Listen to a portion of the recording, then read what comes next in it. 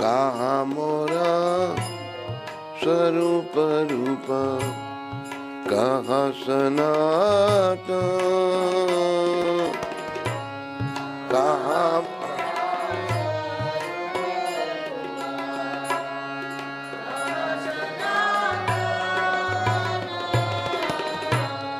कहा दास रघुनाथ पतित पावन,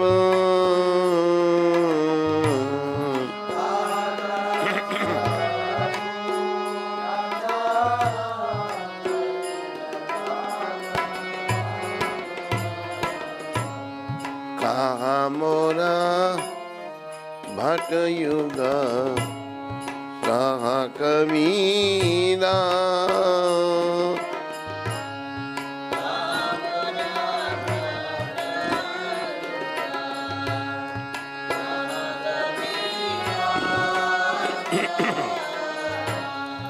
एक काले कोटा गेला गोरा नटरा,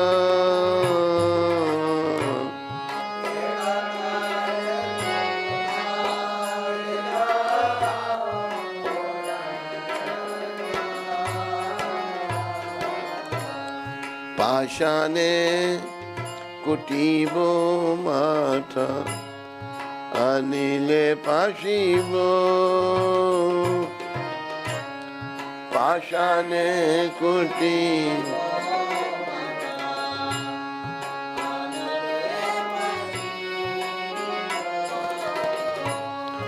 गौरंगा गुनेरा निधि, कोटा गेले पवो, गौरंगा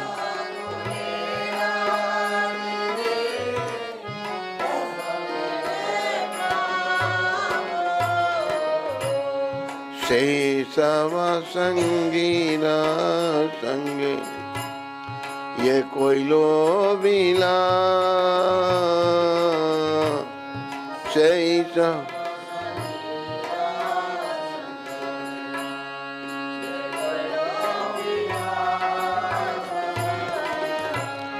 से संग न पाया कांदे नरोत्तम दास, से संग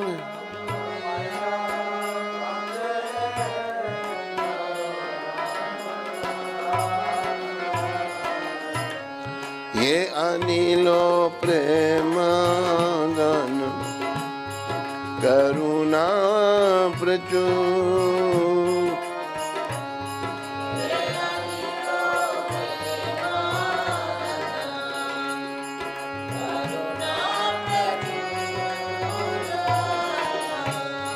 हे न प्रभु कोट गेला आचार्य ठाकुर,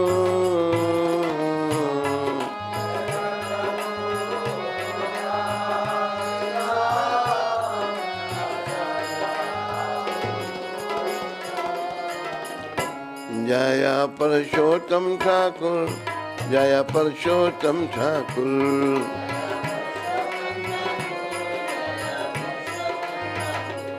जय पुरुषोत्तम ठाकुर, जय पुरुषोत्तम ठाकुर।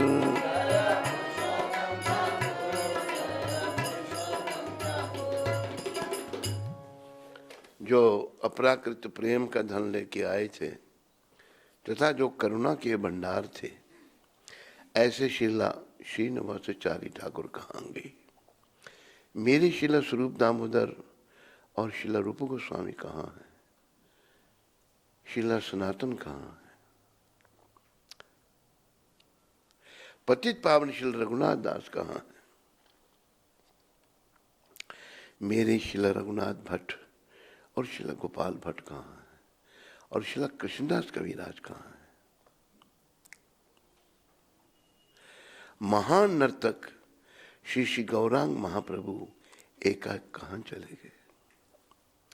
मैं अपना सर चट्टान में मारकर फोड़ डालूंगा और अग्नि में कूद पड़ूंगा।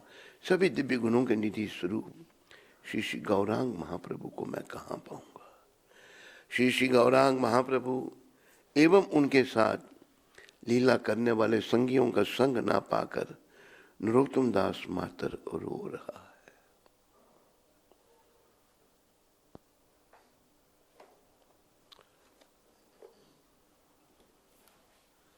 जीवन का जो उद्देश्य है वो भगवत प्राप्ति करना है, कृष्ण प्रेम प्राप्त करना है, ताकि अंते नारायण स्मृति हो सके, अंत में भगवान का नाम जीवा पर आ सके। उसके लिए बहुत सारे यम नियम है, बहुत कुछ है, लेकिन एक बात विशेष है, वो साधुओं का संग, महापुरुषों का संग। कली पावन अवतार भगवान श्री कृष्ण चैतन्य महाप्रभु ने कहा, साधु संग सर्व शास्त्र कहे। सारे शास्त्र साधुओं का संग करने के लिए कह रहे हैं। साधु संग सर्व शास्त्र कहे, लव मात्र साधु संगे सर्व सिद्धि होए। अगर सच्चे संत का संग मिल जाता है, थोड़ा सा संग मिलता है, तो सभी सिद्धियां प्राप्त हो जाती हैं। सर्व सिद्धि क्या है? हमें कृष्ण प्रेम की प्राप्ति होती है। तो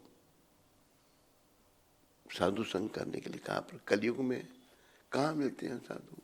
अब ये कलयुग की शुरुआत है, थोड़े बहुत ब्रज में हैं या धार्मिक स्थानों पर संत घटते जा रहे हैं। जैसे जैसे कलयुग का प्रभाव बढ़ता जा रहा है, बुराइयां बढ़ती जा रही हैं। काम, क्रोध, मोह, लोभ, अहंकार, मद, मत्सर, ईर्ष्या, दंभ, कपट, ये बुराइयां बढ़ती जा रही हैं। तो फिर कैसे साधुओं का संग करेंगे ऐसी परिस्थिति में? कहा कि पूर्व काल में जो संत हुए, उनकी लीलाओं का गुणगान करके हम उनका संग कर सकते हैं। तो आज जो है, शिला पुरुषोत्तम दास ठाकुर हमारे एक आचार्य, आज के दिन वो प्रकट हुए थे। हमारा जन्म होता है, लेकिन महापुरुष प्रकट होते हैं। महापुरुष आते हैं, वैष्णव जन्म लेते हैं, और उनका जन्म परमार्थ के लिए होता है, परोपकार के लिए, दूसरों के कल्याण के लिए उनका जीवन होता है। तो प्रभुपाद जी ने यही कहा है कि किसी भी वैष्णव आचार्य का आविर्भाव हो, तिरोभाव हो, उनको याद करो, उनका संग करो। हम पुरुषोत्तम दास जी का जीवन पढ़ेंगे अभी। श्रीला पुरुषोत्तम दास ठाकुर निरंतर नित्यानंद प्रभु के स्मरण एवं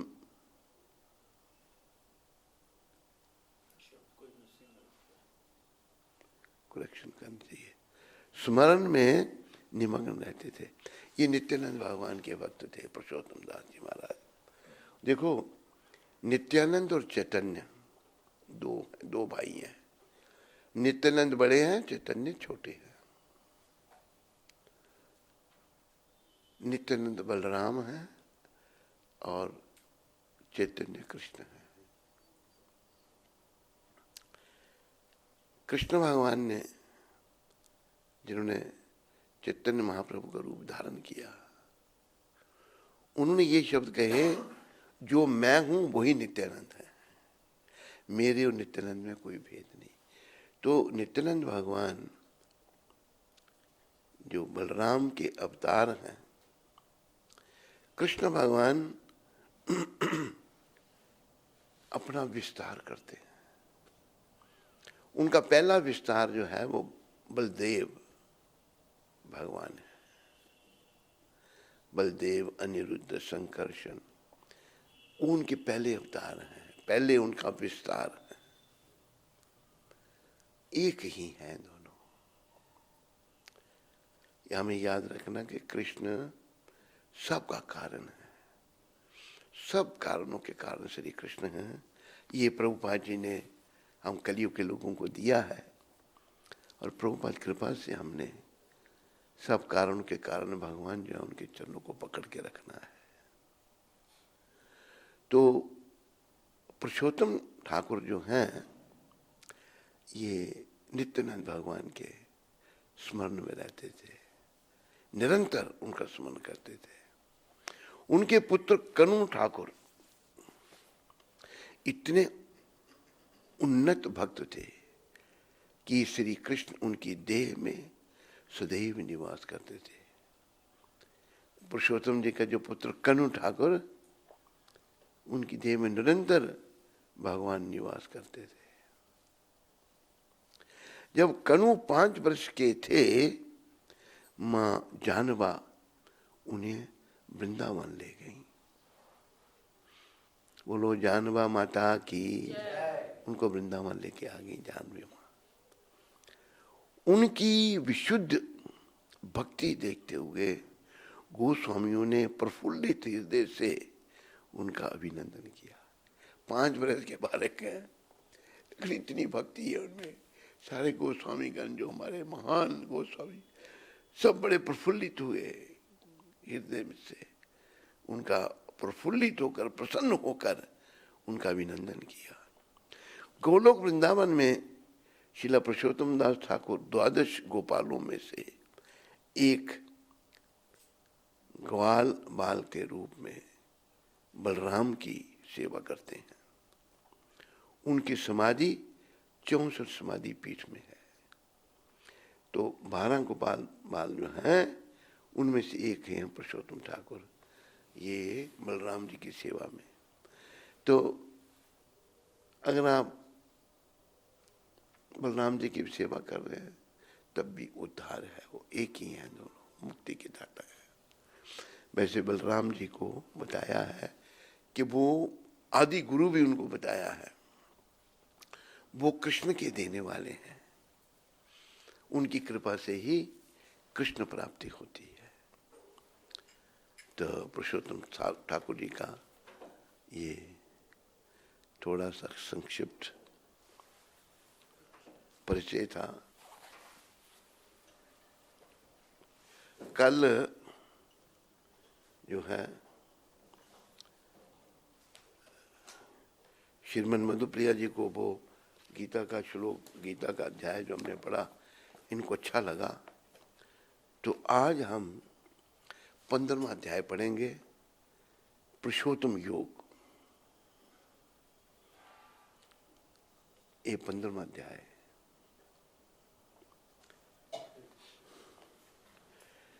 श्री भगवान उवाच ऊर्ध्व मूलम अधा शाखम अश्वत्थम प्राहुर अव्ययम छंदासी यस्पर्णानि यस्तम वेद स वेदवित् अदश चोर्दभम परसरतास अस्य शाखा गुण प्रवृद्धा विषय प्रवाला अदस्य मूलानि संततानि कर्मानुबंधानि मनुष्य लोके नारूपमस्य हि ततोपलभ्यते नंतो न चादिन च संप्रतिष्ठा अश्वत्थमेनं सविरूढ़मूलं संघशस्त्रेण दृढ़ेन चित्वा तथा पदं तत्परिमार्गत्वेन यस्मिन् गता न निवर्तन्ते भूयः तम एव चाद्यं पुरुषं प्रपद्ये यथा प्रवृत्ति प्रसृता परानि निर्माण मोहा जितसंग दोषा अध्यात्म नित्या विनिवृत्त काम द्वंद्वैर्विमुक्त्वा सुख दुख संगेर गच्छन्त मूला पदमव्ययम् तत् न तदभासते सूर्यो न शशांको न पावका यत् गत्वा न निवर्तन्ते तद्धाम परमम् मम। 15वें अध्याय के 6वें श्लोक में परमपिता परमेश्वर श्री कृष्ण क्या कह रहे हैं? वो कह रहे हैं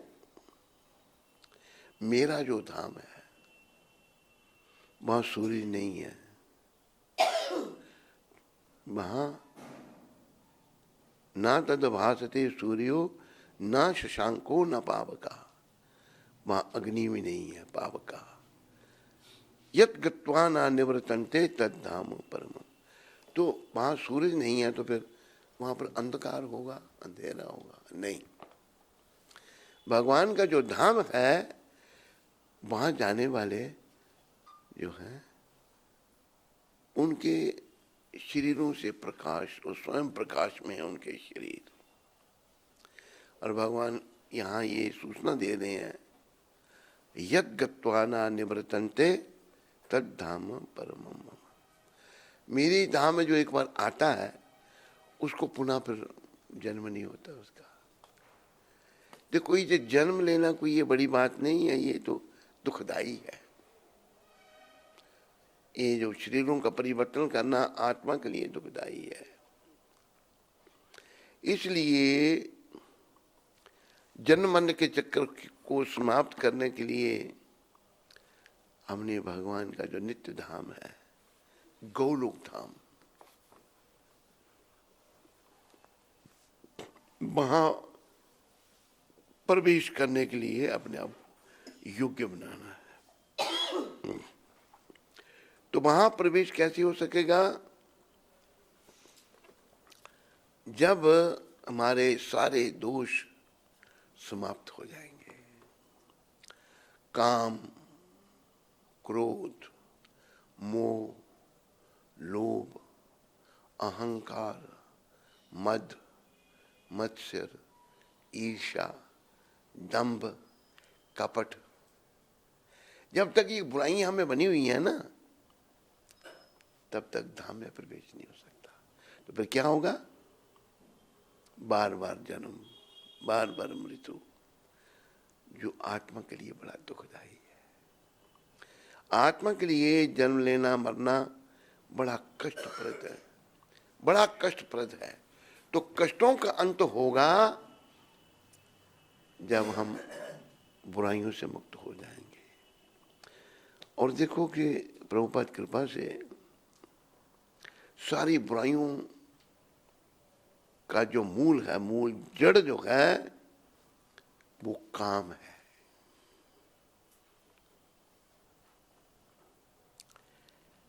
पुरुष का मन स्त्री में लगा है, स्त्री का मन पुरुष में लगा है। बस इसी से सारी बुराइयां पैदा होती हैं। काम से क्रोध उत्पन्न होता है, क्रोध से मोह, मोह निरंतर संसार में बना रहता है। फिर लोभ, लालच, फिर आखिर में अहंकार, अहंकार आ जाता है। हमारे एक आचार्य शिला नरोत्तम ठाकुर जो राजपुत्र थे, राजकुमार थे, लेकिन जन्मजात ही वो महान वैष्णव थे।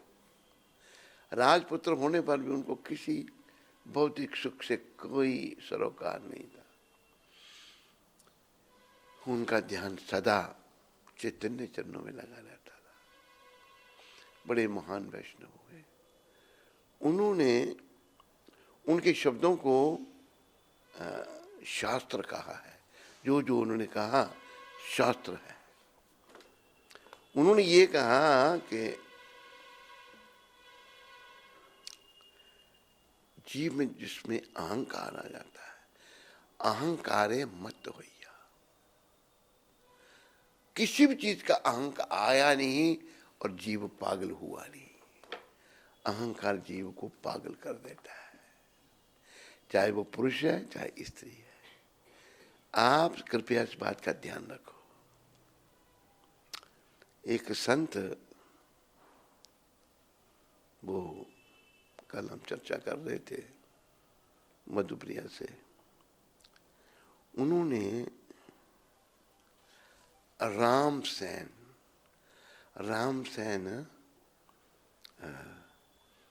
नाई थे, सैन नाई थे। उनकी कथा वो सुना रहे हैं। वो उनकी कथा जो है सैन नाई की कथा भक्तमाल में भी है, लेकिन उन्होंने बहुत सारी नई बातें बताई और बड़ी उनकी बातें बहुत अच्छी।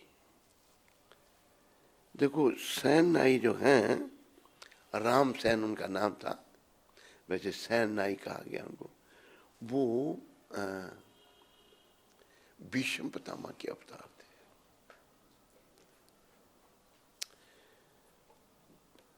तो भीष्म पितामह उनको सैन नाई का किस लिए दिया जन्म, वो समझा रहे हैं। देखो आदमी का अगर जन्म थोड़ा है ना, अच्छा अहंकार, अब मैं ब्राह्मण हूं, मैं बड़ा महान हूं, जब अहंकार आया तो पागल हो गया, बस गया काम से। फिर वो ठीक तरह सोच नहीं सकता और पागलपन में ही जीवन बीत जाता है और अंत समय आ जाता है। जब अंत समय आया, अंत समय में जो कुछ जहां ध्यान होगा वहीं अगला जन्म लेना पड़ेगा। पागलपन में कोई अच्छा ध्यान थोड़ा होता है। तो वो संत जो राम सैन नाई जी की कथा सुना रहे हैं, कहते हैं इनको बड़ा दुख हुआ कि मैंने भगवान से शस्त्र उठवाया।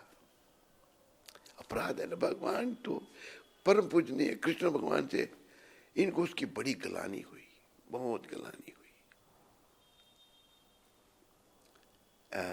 सैन जी जो थे, तो अभी जब इनका जन्म, अभी नाई तो हल्की जात है, एक भाषा उनको 13वीं जात कहते हैं नाई को। तो ये भी भगवत कृपा।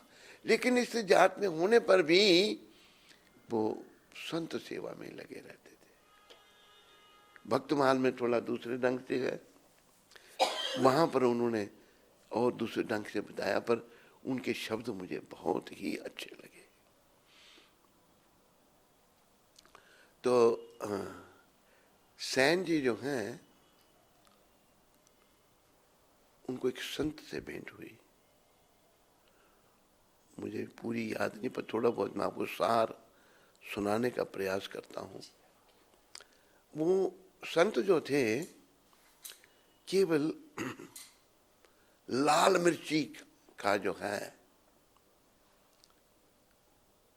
जूस एक गिलास पीते थे। लाल मिर्च कितनी तेज होती है, वो जूस पीते थे। उनका उनसे संपर्क हुआ तो उन्होंने ही उनको, संत इतने पहुंचे हुए थे, कोई जीवा का स्वाद नहीं, कोई जीवा का लोभ नहीं। उन्होंने ही उनको बताया कि आप पूर्व जन्म में भीष्म पितामह थे, आपको बड़ी गलानी हुई कि मैंने, उनको जब ये याद आया तो बड़ा दुख हुआ उनको कि मैंने भगवान से शस्त्र उठवा दिया, मैं शस्त्र, तो बड़े दुखी हुए वो, बहुत दुखी। भगवान भक्तों के लिए भगवान ने तो ये कहा था ना कि मैं शस्त्र नहीं उठाऊंगा, लेकिन भीष्म पितामह ने उनसे बाणों की वर्षा करने लगे अर्जुन पर। तो भगवान तो भक्तों के वशीभूत रहते हैं। भगवान कहते हैं अहम भक्ता पराधीना, मैं अपने भक्तों के अधीन रहता हूं। कहीं ऐसी घटनाएं देखी गई। तो इसलिए सबसे उत्तम उपलब्धि है भक्ति, बस और कुछ नहीं। एक श्लोक दूसरा भागवत में आता है कि देव ऋषि भूतत्वा निरानाम पितृनाम ना किंकर न्याय मृणंचि राजन सर्वात्मना जा शरणम शरण्यम गतो मुकुंदम परिहरत करता। सभी इस बात को याद रखो। हमारा जब जन्म होता है, हमारे पर बहुत सारे कर्जे चढ़ जाते हैं। सूर्यदेव का कर्जा, सूर्यदेव रोशनी देते हैं। चंद्रदेव का कर्जा, पितरों का कर्जा, जिस कुल में जन्म लिया, ऋषि मुनियों का कर्जा, कुत्ते बिल्ली का भी, कुत्ता भी सेवा करता है, भौंकता है, रखवाली करता है, गाय दूध देती है, गाय का भी कर्जा। बहुत सारे कर्जे चढ़ जाते हैं जीव पर, लेकिन जो मुकुंद, मुकुंद करते हैं जो मुक्ति देने वाले भगवान, बोलो मुकुंद भगवान की जय। गतो मुकुंदम परिहरत करतम, जो मुकुंद भगवान की शरण में आ जाता है वो सारे कर्जों से मुक्त हो जाता है, कोई कर्जा नहीं। तो ये कृष्ण भगवान की बड़ी कृपा है। ये जो भक्ति अभी कलयुग के प्रभाव से लुप्त हो रही थी, इसको पुनः जागृत कृष्ण भगवान ने अपने परम भक्त प्रभुपाद जी के द्वारा जागृत कर दिया। प्रभुपाद जी ने भक्ति करके दिखा दी, निष्काम भक्ति करके दिखा दी। अभी देखो विदेशों में प्रभुपाद ने प्रचार शुरू किया, भारत में भी किया, लेकिन भारतीय लोगों को सभी को अंग्रेज बनना है, किसी को अपनी सभ्यता नहीं चाहिए। उन लोगों से निष्काम भक्ति करवा दी प्रभुपाद जी ने, सेवा कर रहे हैं, बदले में कुछ नहीं। प्रभुपाद जी में इतनी शक्ति थी, इतनी वो शुद्ध भक्त थे भगवान के। तो ये निष्काम भक्ति प्रभुपाद जी ने दी है, और भक्ति ही जीवन का है, और भक्ति के द्वारा ही हमारा कल्याण हो सकता है। और हम अपने घर को, जैसे प्रभुपाद जी ने पत्रिका शुरू की, घर वापसी, back home, back to Godhead, अपने घर को वापस चलो। हमारा घर ये संसार का घर नहीं है भाई, कहीं भी है वो हमारा घर नहीं है। भारत के किसी कोने में है या विदेश में रह गया, ये घर हमारा घर नहीं है। इस घर से हमको निकाल दिया जाएगा। हमारा असली घर जो है वो वैकुंठ लोक है, गौलोक धाम है। वैकुंठ का अर्थ है जो बगैर दुख के, और गौलोक धाम जो है वो जितने वैकुंठ लोक हैं उन सब का शिरोमणि सबसे ऊपर है। गौलोक धाम में कृष्ण भगवान रहते हैं। कृष्ण चैतन्य महाप्रभु भी गौलोक धाम में रहते हैं। तो गौलोक धाम में कुछ विशेष लीलाएं होती हैं। वैकुंठ में भी जो गया उसको वापस नहीं आना पड़ता पृथ्वी पर, लेकिन जो गौलोक धाम है जहाँ कृष्ण भगवान निवास करते हैं, वहाँ कुछ विशेष लीलाएं भगवान करते हैं। जैसे पहली लीला वेणु वादन, मुरली केवल गौलोक धाम में बजती है, बाकी वैकुंठ लोक में नहीं। और मुरली तो भगवान की ऐसी है कि वो तो सबको पागल करने वाली। भक्त भगवान की मुरली में खो जाते थे। और रासलीला गौलोक धाम में, और गौलोक धाम वहां गौंगे सुर भी, ब्रह्मा जी ने बताया ना गौलोक धाम के बारे में। उन्होंने कहा कि ब्रह्मा जी कह रहे हैं, परीक्षा ली जब उन्होंने कृष्ण भगवान की, देखो भगवान की माया कितनी बलवती है कि ब्रह्मा जी भी बेचारे माया की चपेट में आ गए। हमारे बड़े हैं, ये हमारी संप्रदाय ब्रह्मा जी की संप्रदाय है। तो जब देखा भाई मेरे से बड़ी भूल हुई, तब फिर स्तुति की ब्रह्मा जी ने, उसका नाम पड़ा ब्रह्म संहिता। उन्होंने भगवान के धाम के बारे में फिर बताया, चिंतामणि प्रकर सद्मशु कल्प वृक्ष लक्षावृतेषु सुरभि रवि पालयंतम गोविंदम आदि पुरुषम तमहम भजामि। आदि मतलब भगवान अनादि है, उनकी कोई शुरुआत नहीं है। ये नहीं कि कोई समय ऐसा नहीं था जब कृष्ण नहीं थे, ना, ऐसा समय है ही नहीं। आप पर भगवान सबके आदि हैं और खुद वो अनादि हैं, उनकी कोई शुरुआत नहीं। ईश्वर परम कृष्ण सच्चित आनंद विग्रह अनाधिर आधिर गोविंद सर्व कारण कारण। ईश्वर कहते हैं नियंता को। ये ब्रह्मा जी ने कहे शब्द। ब्रह्मा जी ने प्रभुपाद समझाते हैं, ये सोचा कि भाई मैं ही तो, मैंने सृष्टि की रचना की, जिस लोक में हम रह रहे हैं इसके रचयिता ब्रह्मा जी हैं, 4 मुखों वाले ब्रह्मा। ब्रह्मा जी, मैं सृष्टि का रचयिता हूं। थोड़ा सा अहम आ गया, कृष्ण भगवान को नहीं पहचान पाए। जब भगवान बाल लीला करते, त्रिलोकीनाथ भगवान देखो प्रेम के वशीभूत होकर क्या क्या करते हैं, क्या कर रहे हैं भगवान।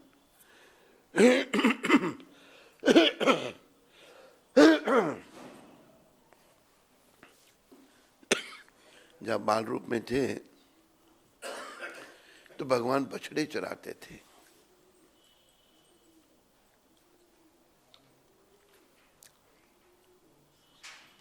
तो माताएं उनकी उनको भोजन बांध के दे देती थी, वहां वन में खा लेना। सारे भगवान के सखा, उनकी उम्र के सखा सारे हैं, बैठ के फिर वो कलेवा कर रहे हैं, भोजन कर रहे हैं। क्या हो रहा है, कभी सखा अपना जूठा भगवान के मुंह में दे देता है, भगवान खा लेते हैं। ये दृश्य ब्रह्मा जी ने देख लिया। जब ब्रह्मा जी ने ये दृश्य देखा तो मन में शंका हुई, पर ये भगवान कैसे हो सकता है, ये तो जूठा खा रहा है,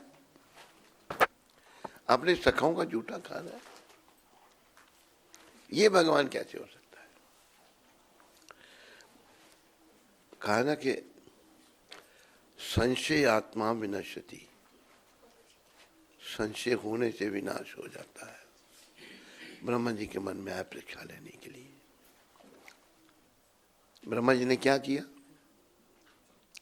बोलो ब्रह्मदेव जी महाराज की। ब्रह्मा जी में बड़ी शक्ति है।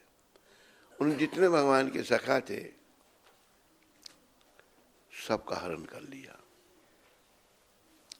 जितने बछड़े चुरा रहे थे भगवान, सबका हरण कर लिया। कृष्ण भगवान को अकेले छोड़ दिया वहां पर। ये देखने के लिए ये भगवान क्या करता है। प्रिय बंधुओं, क्या हुआ, भगवान ने, सर्वशक्तिमान भगवान सब जानते हैं, चाहे वो बाल रूप में है चाहे बड़े रूप में है, उन्होंने अपना विस्तार उतने ही सखाओं के रूप में, उतने ही बछड़ों के रूप में कर दिया।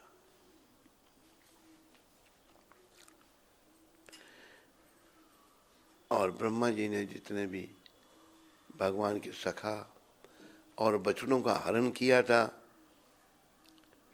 उन सबको योग निद्रा में सुला दिया। 1 साल के बाद ब्रह्मा जी सोचते हैं, देखता हूं भगवान क्या कर रहा हो। आए तो वही वैसे ही बछड़े चल रहे हैं और वैसे ही सखा वही लीला और ये कलेवा हो रहा है। ब्रह्मा जी सोचने लगे, भाई मैंने तो सबका हरण, ये कहां से आ गई है, डुप्लीकेट तो हो नहीं सकते। जट गए ब्रह्मा जी जहां उन सबको सुना रखा था, वहां भी हैं, सब सो रहे हैं, यहाँ भी है। ब्रह्मा जी जट अपने हंसवान से उतरे और भगवान के चरणों में गिर गए। ब्रह्मा जी की 8 आंखों में से 4 मुख हैं ब्रह्मा, आंसू बहने लगे, रोए ब्रह्मा जी कि मैंने प्रभु बड़ी भूल की, मेरे से गलती हो गई, मैं आपको पहचान नहीं पाया। देखो भगवान को वही पहचान सकता है ब्रह्मा जी ने जो परामर्श दिया है ना, उसके द्वारा। ब्रह्मा जी को जब अपनी भूल का भास हुआ तो उन्होंने ब्रह्म संहिता में शब्द कहे, प्रभु आपको कौन पहचान सकता है। प्रेम मंजन सुरिता भक्ति विलोचनेन संत सदैव हृदयेषु विलोकयन्ति यम श्याम सुंदर चिंत गुणा स्वरूपम गोविंदम आदि पुरुषम तमहम भजामि। प्रभु आपको भौतिक आंखों से नहीं देखा जा सकता। अगर आपके दर्शन करने हैं तो आंखों में प्रेम रूपी काजल डालना, प्रेम मंजन, प्रेम रूपी काजल डालना पड़ेगा। और आपका भक्त प्रेम मंजन सुरिता भक्ति विलोचने, भक्त बनना पड़ेगा, हृदय में भक्ति जागृत करनी पड़ेगी।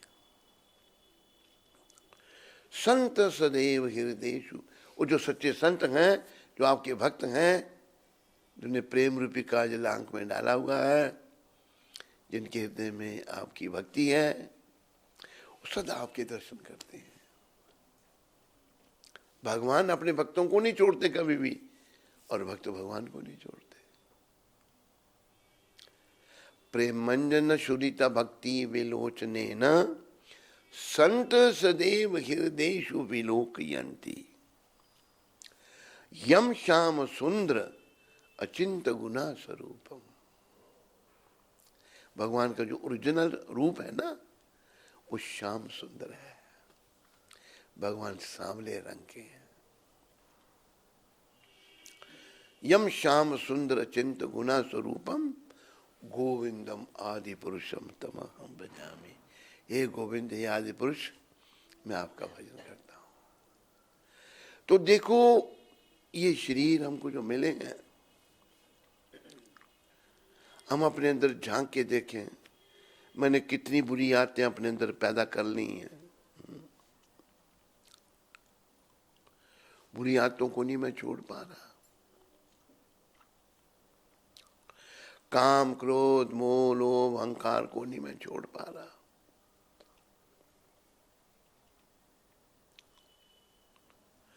इतने हम इन चीजों से मोहग्रस्त हो जाते हैं। एक बार एक नगर अमृतसर में सत्संग हो रहा था। एक माता दूसरी माता को ले आई कि ये आपसे दीक्षा लेंगी। कि मैंने सब नियम बता दिए उनको। मैंने पूछा, मैंने कहा पहला नियम बताइए। कहते मांस मच्छी अंडा प्याज लहसुन। कहते प्याज लहसुन हम खाते हैं, छोड़ देंगे। दूसरा नियम, सिगरेट बीड़ी तंबाकू पान शराब चाय काफी। चाय का नाम ले लिया मैंने, बाद में माता उठ के भाग गई। कहती ये नहीं छोड़ सकती मैं। ऐसे ऐसे भी हमको मिले, दीक्षा लेने प्रभावित होकर दीक्षा लेनी है। चुटकी चुटकी नहीं छूटती थी, चुटकी खानी। कल को शरीर छोड़ना, लेकिन हम बुराइयां नहीं छोड़ पाते। पर अगर हम भक्ति का आश्रय लेते हैं, भगवान की भक्ति ही इतनी बलवती है। और भक्ति देखो कैसी होनी चाहिए, कोई कामना नहीं, कोई इच्छा नहीं। भगवान को तो भोले वाले लोग अच्छे लगते हैं। ये नहीं कोई बड़ा विद्वान, अगर विद्वान भी भक्त है तो वो भी अच्छा लगता है भगवान को। लेकिन जो भोला है बिल्कुल, जैसे एक भक्त हुए भगवान के, अढ़ैया भक्त, 2.5 सेर अन्न रोज खाने वाले। 2.5 सेर बहुत होता है, यानी कि सेर किलो से ज्यादा होता है, को मतलब 3-4 किलो रोज खाना। घर वाला बोला निकल यहाँ से, हम नहीं तेरा पालन कर सकते। निकाल दिए, चल पड़ा। कई बार दुर्गुण भी जो है वही काम में आ जाता है। बेचारे घर से चल पड़े, कहाँ जाए, घर वाले ने निकाल दिया। इतना अन्न रोज खाने के लिए चाहिए, 3-4 किलो रोज चाहिए खाने के लिए। देव संयोग से पहुंच गए समर्थ गुरु रामदास जी के पास। उनका नाम था रामा, 2.5 सेर अन्न खाने वाले। कैसे वो काम करेगा? कहते हाँ महाराज करूंगा, पर मेरे को एक बीमारी है कि मुझे 2.5 सेर अन्न रोज चाहिए। कहता कोई बात नहीं, तुम जितना खाना होगा खाना, तो यहाँ सेवा करो। समर्थ गुरु जो थे वो भी पहुंचे हुए थे। देख लिए माँ अच्छी आत्मा है, तेरी सेवा गौओं को चराना है जंगल में, रोज जाना गाय चरानी। उन्होंने एकादशी आ गई, सभी संत एकादशी का व्रत रखते हैं। एकादशी जब आए तो गुरु जी कहते हैं रामा भाई आज तो एकादशी, आज भोजन नहीं बनेगा, तो तुम्हें कहते महाराज ये मेरे से नहीं हो सकता, ये आप जैसे महापुरुष ही रख सकते हैं, मैं बिना खाए नहीं रह सकता। अच्छा बोल दिया, मैं इसको दे दो, 2.5 सेर अन्न दे दो और आलू वगैरह दे दो, भाई जंगल में बना लेना जहाँ गाय चराते हो, पर देखना भोग लगा के खाना,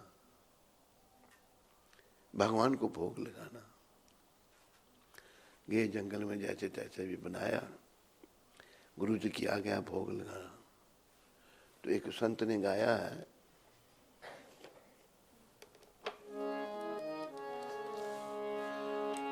मेरे राम आवो भगवान आवो, मेरे भोजन का भोग लगाओ। मेरे राम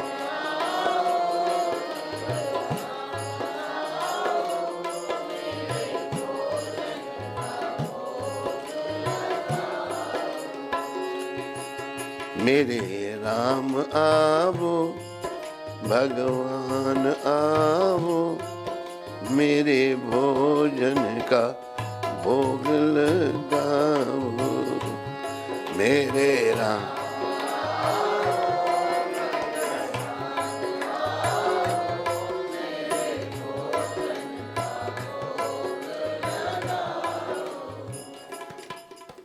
देखो बोले वहां राम जी आगे और खाने लग पड़े।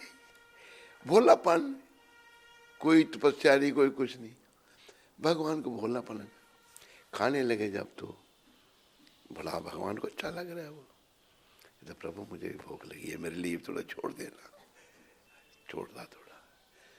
अगली एकादशी आई जब, कहे भी हम खाने वाले वहां 2 हैं, डबल मिलना चाहिए।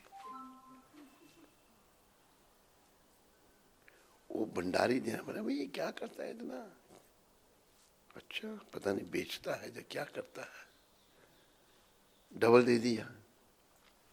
अगली बार भगवान आए तो सीता जी को साथ लिया है, अब 3 हो गए, 2 का ही बना था, फिर थोड़ा सा उसको मिला। फिर अगली तीसरी एकादशी आई जब, भगवान लक्ष्मण जी को साथ ले आए। ऐसे बढ़ते गए, उधर से भी स्नान। आखिर देखो भगवान भोलेपन से मिलते,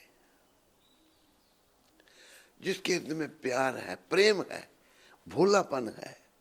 देखो रामायण में शब्द आते हैं,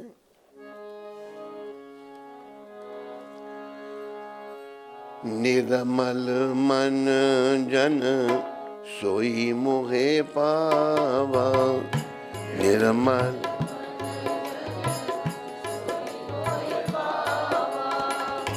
मोहे कपट छल छिद्र न भावा।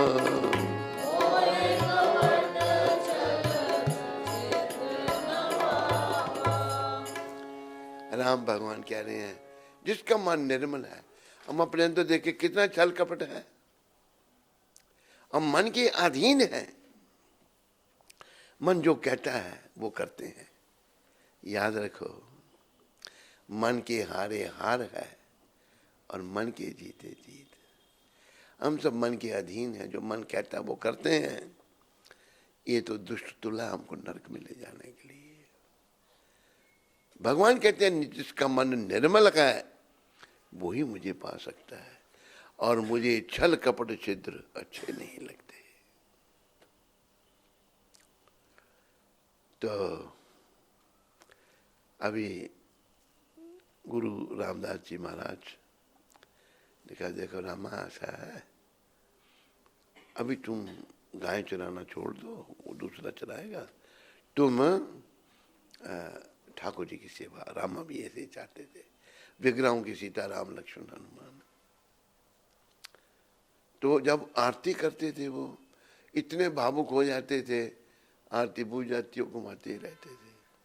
लोगों ने देखा रामा पा, अभी जो आम लोग हैं वो क्या समझे रामा को, इसका कितना भाव जागृत हुआ है कि यही तो पागल है, खाली आरती घुमा रहा है। वो भाव में घुमा रहे हैं। लोगों ने मंदिर जाना बंद कर दिया, और गुरु जी एक काम सौंप के रखे थे कि तुम सेवा करना, मैं थोड़ा बाहर जा रहा हूं। जब आए कुछ दिनों के बाद गुरु जी, लोगों को पूछा, कहते महाराज वो तो बुझी हुई आरती घुमाता रहता है, हम सीधा सामान दे देते हैं उसको, वो बस फाटक बंद करके मंदिर का भोजन करता रहता है, आरती करता है, हम मंदिर नहीं जाते। वो जाने के लायक भी नहीं थे कोई भी। तो आखिर समर्थ गुरु जी आए, फाटक बंद है, क्या हुआ? पूरा राम दरबार विराजमान है। एक दिन रामा जी कहते हैं, हनुमान जी लकड़ियां लाएंगे, भरत जी पानी लाएंगे, सबको अलग अलग काम सौंपे। भगवान राम कहते हैं, रामा मेरा काम? कहते प्रभु बस आप सिंहासन पर बैठ के आशीर्वाद दो सबको, सीता माता भोजन बनाएंगी, सबके काम लगा दिए। तो आखिर क्या हुआ? गुरुजी आए, फाटक बंद है, सबने भोजन पा लिया तो अभी वो उनकी जूठी पतलें उठा रहे हैं। रामा जी अड़ैया भक्त विजय ने कहा, उठा के जब बाहर फेंकने आए तो गुरुजी आज फाटक बंद था, उन्होंने देखा तो अंदर सारा दरबार, राम दरबार बैठा हुआ, उन्होंने डिस्टर्ब नहीं किया। जब पतले फेंकने आया, खोला फाटक तो गुरुजी ने गले लगा लिया, रामा तुम धन्य है, सारा दरबार तुमने प्रकट कर दिया। तो भगवान भोलेपन से मन में जब, और देखो ये जो विषय वासना है, इनसे छल कपट पैदा हो जाता है हृदय में। बुराइयां, सारी बुराइयों की जड़ जो है विषय वासना है। जीव भगवान से अलग क्यों होता है? कृष्ण भूलिया जीव भोग ममचा करे, पाशे ते माया तारे झापटिया धरे। जीव जब भगवान को भूल जाता है और भोगों को भोगना चाहता है तो भगवान से अलग हो जाता है, और वो माया की चपेट में आ जाता है। यही भगवान ने भी गीता में समझाया। दूसरे अध्याय के 44वें श्लोक में, भोगेश्वर्या प्रसक्ता नाम तया अपरता चेतसाम वया विषयात्मका बुद्धि समादौ न बदीयते। जिनके मनों में भोग विलास की बड़ी कामना है, और जो भोग विलास की कामनाओं के कारण मोह वस्तु भौतिक वस्तुओं से मोहग्रस्त हो जाते हैं। भगवान कहते हैं इस 44वें श्लोक में दूसरे, उनके मनों में, मेरे हृदय में दृढ़ भक्ति का निश्चय नहीं होता, उनके हृदय में भक्ति का दृढ़ निश्चय नहीं होता। वया भी सहायात्मका बुद्धि समादो न बदीयते। तो ये प्राय हम लोगों की गति है, खराब गति है। तो भक्ति पथ को अंगीकार करके भगवान के धाम का वर्णन जो आया यहाँ पर, ना तद भासते सूर्यो वहां हमारा प्रवेश हो सकता है। यही आंदोलन है हरे कृष्ण आंदोलन, और किसी काम के लिए नहीं। अगर नई बातें समझ आई, एक भक्त ने बहुत अच्छा कहा, क्या कहा कि जब जागे तब सवेरा, जब समझ आई तभी लग जाओ, बस प्रयास करो। और भगवान का वर्णन आ रहा था, वो तो इतने दयामय है। पूतना राक्षसी आई अपने स्तन पर जहर, हलाल कूट विष लगाकर भगवान को मारने के लिए। भगवान ने उसको भी धात्री का स्थान दे दिया। वही स्थान उसको दिया जो देव की माता को मिला, वही पूतना को भी मिला। और इतने दयालु भगवान भाई, वो तो मिलना ही चाहते हैं सबसे, पर हम अपने आप को योग्य नहीं बना सकते उनके मिलने के। और अयोग्यता, ये बस काम से क्रोध, क्रोध से मोह, मोह से लोभ, लोभ से अहंकार। जब अहंकार आया तो अहंकार की बात आ रही थी। राम सैन, सैन नायक जो थे, उनको जब उन महात्मा ने बताया कि भाई आप पूर्व जन्म में तो भीष्म पितामह थे, फिर उनको पूर्व जन्म की सैन जी को बात याद आ गई सारी। बोला कम, बड़े दुखी होके बोला भाई ये जन्म इसलिए भगवान को आपने नाई के घर में दिया ताकि आप में अहंकार ना आए। अहंकार जीव में आ जाता है। भीष्म पितामह में बड़ी शक्ति थी, जो 12 महाजनों में से एक है। और वो भी समझा रहे, जितने भी महाजन हुए सब ने अलग अलग जगह अवतार लिए, आए भक्ति का प्रचार किया। और सैन जी जो थे वो ऐसे थे कि वो उनकी महात्मा के संग में जो वर्णन आ रहा है, महात्मा बता रहे हैं, जो 1.5 गिलास 1 गिलास लाल मिर्ची का वो जूस पीते थे, बस और कुछ नहीं। बड़े रिष्ट पुष्ट तगड़े थे सब कुछ। उनके सत्संग में उनको विलंब हो गया और राजा के नाई थे।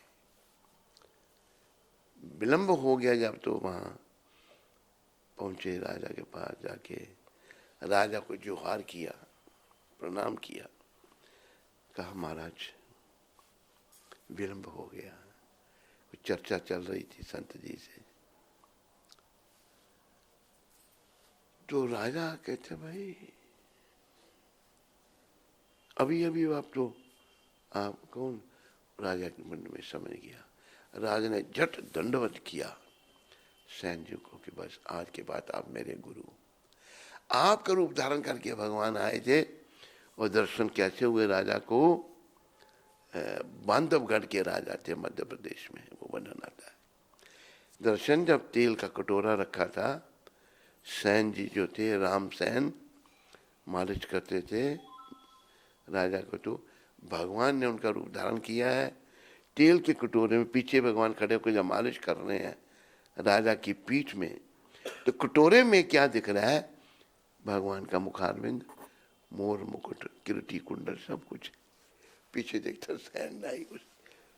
अभी जब दोबारा उन्होंने कहा कि मुझे देरी हो गई, मैं क्षमा प्रार्थी हूं, एकदम समय के दंडवत की कि तो बस मुझे आप शिष्य स्वीकार करो। कहते महाराज ये कैसे, मैं तो नाई हूं, आप राजा हैं। कहते नहीं, बस मैंने गुरु बना लिया आपको। कहते मैं रोज, आपने अभी नहीं आना आज के बाद मेरे पास, मैं आपके दर्शन करने आऊंगा। तो सैन जी कहते हैं आप रात को आना, लोग ना देखें भैया मेरे शिष्य हैं, रात को आना। तो फिर वो वर्णन ये आया है, जब हल्का जन्म था उनका, कहाँ भीष्म पितामह, कहाँ सैन नाई, तो अहंकार से मुक्त रहे। जीव में जब अहंकार आ जाता है, जैसे नरोत्तम ठाकुर ने कहा ना, अहंकारे मत होइया, अहंकारी जीव पागल हो जाता है। तो पागलपन से बचने के लिए भक्ति पक्ष को अंगीकार करना है और कोई विद्वता की आवश्यकता भी नहीं है। शब्द कहे हैं, मेरे पीछे बोलो, पोथी पढ़ पढ़ जुगमुआ, पंडित भया न कोय, ढाई अक्षर प्रेम के, पढ़े सो पंडित हुए। जो भक्त बन गया भगवान का वो असली पंडित है। विद्वता बढ़ी या ज्ञान बड़ा आ गया, प्रेम नहीं जागृत हुआ। अरे प्रेम तो सैन नाई जी की, उसमें प्रेम था। नाई है अभी, इसलिए उनका अपना जीवन सफल, और भी उन्होंने बड़ा अच्छे ढंग से वर्णन किया। अहंकार जो है ना आ जाता है जीव में, थोड़ा सा कुछ होगा, कैसे करेंगे हम, कैसे बदलेंगे हमको, चैलेंज करते हैं। दुर्भाग्य है जिनके मन में ये अहंकार की वो गांठ लग जाती है। इसको प्रभुपाद कहते थे, इसको इस नाट को अनटाई करने के लिए, खोलने के लिए बड़ा कठिन है, बहुत कठिन है। अहंकार में जब जीव शरीर छोड़ता है तो यमदूत उसकी प्रतीक्षा करते रहते हैं। तो विनम्रता जब आएगी हम में, अहंकार से हमारी मुक्ति होगी, तभी हम ना तद्भासते सूर्यो न शशंको न पावका यत् गत्वा न निवर्तन्ते तद्धाम परमम्। मेरा धाम जो है वह ना सूरज है, ना चंद्रमा है, ना अग्नि है, ना बिजली है, वह रहने वाले स्वयं प्रकाश में है, तभी हमारा वहां प्रवेश हो सकेगा। ये कृपया आप सब लोग याद रखो। बोलो कृष्णचंद्र भगवान की, बोलो मोर मुकुट बंसी वाले की, बोलो कृष्ण बलराम भगवान की, बोलो ललिता विशाखा राधे श्याम की, बोलो कली पावन अवतार गौर निताय पंच तत्व की। तो हमें ये ध्यान रखना है। और देखो, कोई अगर बड़ा पापी है, कल भी थोड़ी चर्चा हुई थी, वो भी भगवान की शरण में आ जाता है, समर्पण कर देता है, भगवान उसका भी उद्धार कर देते हैं। भगवान ने कहा ना कि अपि चेतस दुराचारो, कोई कितना दुराचारी है, भजते माम अनन्य भाव, अनन्य भाव से मेरा जो भजन करता है, साधु रेव समझ, उसको भी साधु ही समझो। तो भगवान बड़े दया में हैं, उनकी दया के पात्र बनो, उनकी दया करो, जीवन को सफल करो। और कल फिर से हम इसी अपना अध्याय का पाठ करेंगे जहाँ हमने आज छोड़ा है।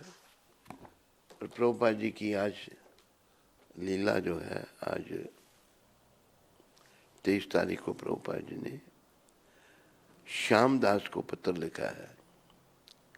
स्वभाव से स्त्रियों में श्यामा दासी, मैं गलत पढ़ गया, श्यामा दासी को पत्र लिखा है। स्वभाव से स्त्रियों में अनेक कलाएं होती हैं और वैदिक सभ्यता में हमें ऐसी उच्च गुणों वाली अनेक स्त्रियां और लड़कियां और लड़कियों के उदाहरण मिलते हैं। अपनी जो सभ्यता है, ऐसी स्त्रियों में बड़े गुण बताए हैं, अनेक स्त्रियां और लड़कियों के उदाहरण मिलते हैं जो 64 कलाओं में निपुण थी। 64 कलाएं। श्रीमती राधा रानी इन कलाओं में पूर्ण रूप से पारंगत थी। 64 कलाओं में पराक्रम थी राधा रानी, और इसलिए अपने इन असाधारण अलौकिक गुणों से वे उन श्री कृष्ण को भी मोहित कर पाई जो तीनों लोगों को मोहित करते हैं।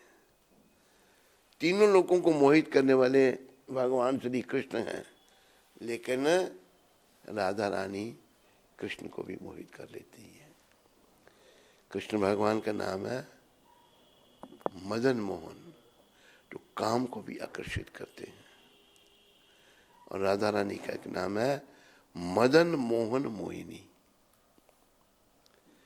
तो स्त्रियों का वर्णन आ रहा है। स्त्रियों को, और जैसे तुलसीदास जी ने बड़ा अच्छा कहा, बहुत सुंदर उदाहरण उन्होंने दिया। स्त्रियों के लिए क्या कहा उन्होंने, पुरुषों के लिए भी।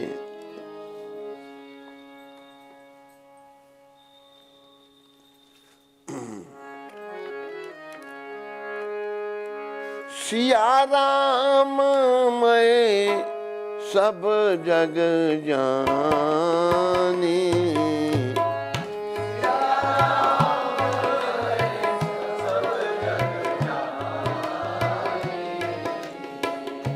करहूँ प्रणाम जोर जुग पानी, करहूँ प्रणाम।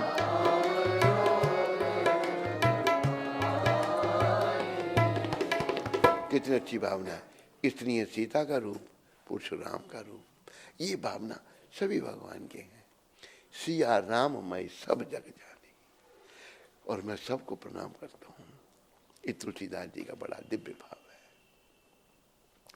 माताओं का सम्मान करना बड़ा आवश्यक है पुरुषों के लिए, क्योंकि जन्म मां के थ्रू ही, जो भी ऋषि मुनि भी मां के थ्रू ही जन्म लेते हैं। और भगवान ने भी मातृशक्ति का बड़ा सम्मान किया है। हमें भी ऐसा सीखना है, क्योंकि ये गुण अपने में लाने हैं, ताकि हम अपने घर को, गोलोक धाम को जा सकें और भगवान की नित्य लीलाओं में प्रवेश कर सकें। गोलोक धाम में भगवान की नित्य लीला होती है। भगवान की लीलाएं कभी बंद नहीं होती। जैसे महान आत्माओं के लिए कहना, ओम जाय ओम विष्णुपाद परमहंस परिव्राजकाचार्य अष्टोत सचरी नित्य लीला प्रविष्ट। नित्य लीला, जो भगवान के शुद्ध भक्त होते हैं, भगवान की नित्य लीलाओं में वो चले जाते हैं। भगवान की अभी भी किसी न किसी लोक में लीला चल रही है। 5000 साल पहले इस लोक में भगवान ने की, यहीं इसी वृंदावन में भगवान आए। ये धाम वृंदावन धाम प्रकट किया जहां पर अभी ऐसे ही कहीं ना कहीं भगवान की लीला हो रही है। एक बात प्रभुपाद बताते हैं, जो लोग पूर्ण रूप से अपने आप को योग्य नहीं बना सकते गौलोक धाम में जाने के लिए, फिर उनको वहां जन्म दिया जाता है जहां भगवान की लीला हो रही है। वहां भगवान के साथ रह करके शुद्ध होते हैं। फिर वहां उस लीला के बाद वो फिर गौलोक धाम में प्रवेश करते हैं। तो याद रखो, हमारा जीवन केवल अपने आप को योग्य बनाने के लिए है, गौलोक धाम में जाने के लिए, और सदा वहां भगवान के साथ रहने के लिए ये मिला है। और इस शरीर का कोई काम नहीं है। बाकी सब हमारे मलिन मन की उपज है। एक बात को याद रखो, मलिन मन की हर बात बेकार है। मन जब तक मलिन है, जो ये कह रहा था बेकार है। फिर शुद्धि कैसे होगी? हरि नाम ही सार है। सार हरि नाम है। ये महामंत्र, हरे कृष्ण हरे कृष्ण कृष्ण कृष्ण हरे हरे, हरे राम राम राम हरे। हरि नाम से कैसे मन शुद्ध होगा? बोलो, महाप्रभु आधार है। भगवान स्वयं महाप्रभु नाम जपने के लिए हमें कह रहे हैं, स्वयं जो कृष्ण है। भगवान ने क्या कहा? नाम गाने सदा रुचि, कीर्तनिए सदा हरि। नाम गाने में सदा रुचि पैदा करो, सदा भगवान का कीर्तन करते रहो। हरे कृष्ण हरे कृष्ण कृष्ण कृष्ण हरे हरे, हरे राम राम राम हरे। हरे कृष्णा कृष्णा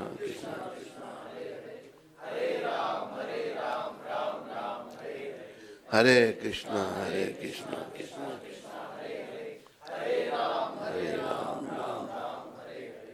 हरे कृष्णा हरे राम। इन्हीं शब्दों के साथ आप सबका धन्यवाद करते हैं और हे गिरधर तेरी आरती गाऊं,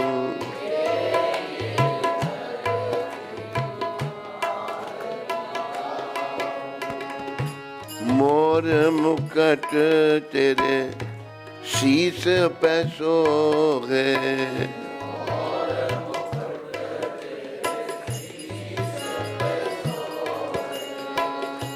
प्यारी बंसी मेरो मन मोहे,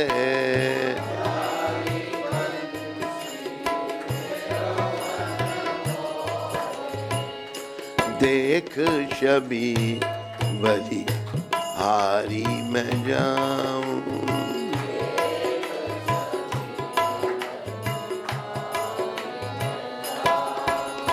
हे गिरधर तेरी आरती गाऊं,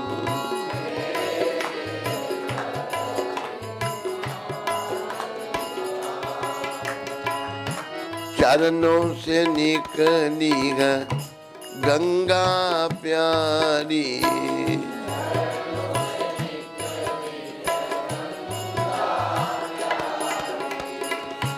जिसने तारी दुनिया सारी,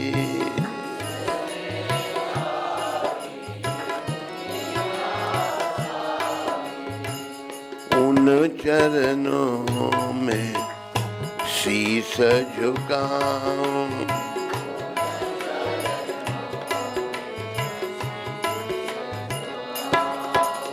हे गिरधर तेरी आरती गाऊं,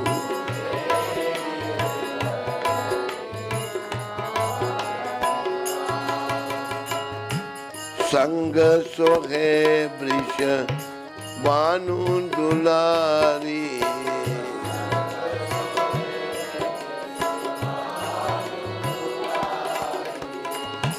ललिता विशाखा सखियां प्यारी,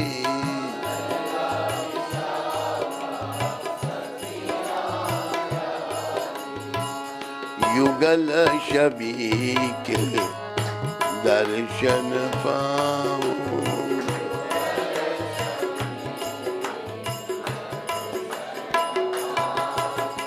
हे गिरधर तेरी आरती गाऊं, हे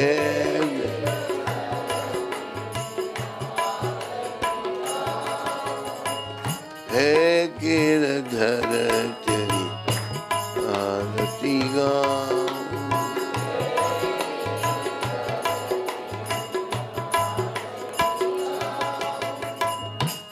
बोलो राधा गिरधर भगवान की, बोलो वृंदावन बिहारी लाल की, बोलो युगल जोड़ी सरकार की। हरे कृष्ण।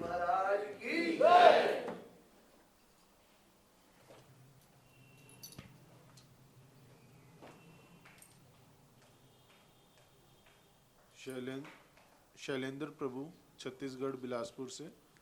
हरे कृष्ण श्री गुरु महाराज जी, आपके श्री चरणों में सादर दंडवत प्रणाम।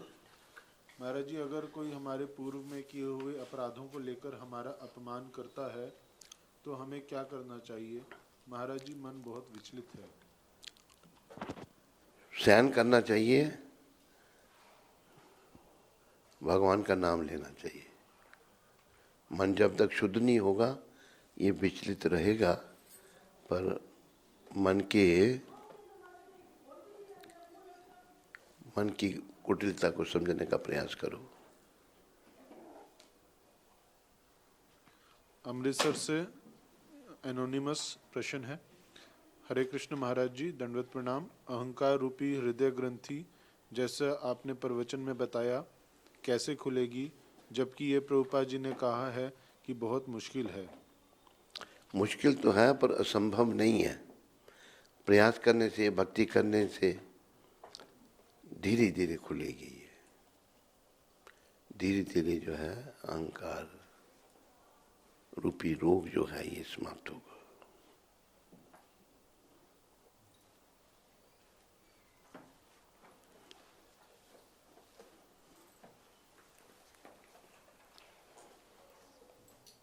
चलिए प्रसाद लेते जाइए अभी।